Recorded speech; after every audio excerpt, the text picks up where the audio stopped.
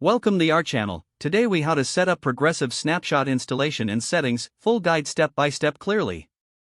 To begin, ensure that you have the Progressive Snapshot device ready for installation. Locate the vehicle where you will be installing the device, as it needs to be connected to your car's onboard diagnostic port. This port is usually found near the steering wheel or underneath the dashboard. Turn off the vehicle before proceeding with the installation. Plug the Progressive Snapshot device into the onboard diagnostic port. Make sure the device is securely connected and the indicator light activates. Next, start your vehicle to ensure the device powers on properly. Once the device is active, download the Progressive mobile app from your app store. Open the app and create an account if you haven't already done so.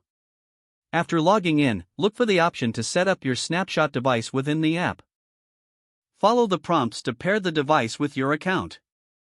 The app will guide you through the initial setup, including providing basic information about your driving habits. Review the privacy policy and agree to the terms and conditions. After the setup is complete, the app will begin tracking your driving behaviors. Ensure you drive normally to allow the device to collect accurate data. Check the app regularly for updates on your driving score and feedback. Make adjustments to your driving habits based on the insights provided by the app. If you experience any issues with the device, refer to the Troubleshooting section in the app or consult the support team. Remember, the Snapshot program typically requires a period of continuous driving for accurate assessment. Monitor your progress throughout this trial period and stay engaged with the app. Once the assessment period is complete, revisit the app to review your overall performance and any potential savings. Congratulations, you have successfully set up and configured your Progressive Snapshot device. If the page does not load, refresh the browser or try again in a private or incognito window. Make sure you are using the correct email address, then retype it carefully to avoid small typos. If your password is not accepted, use the reset option and create a new strong password you can remember.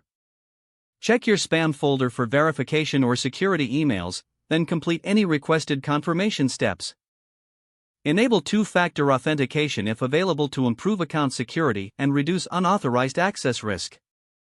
After signing in, review your profile details so your contact information and settings are accurate and current. Don't forget to like this video and subscribe to our channel for more step-by-step tech guides.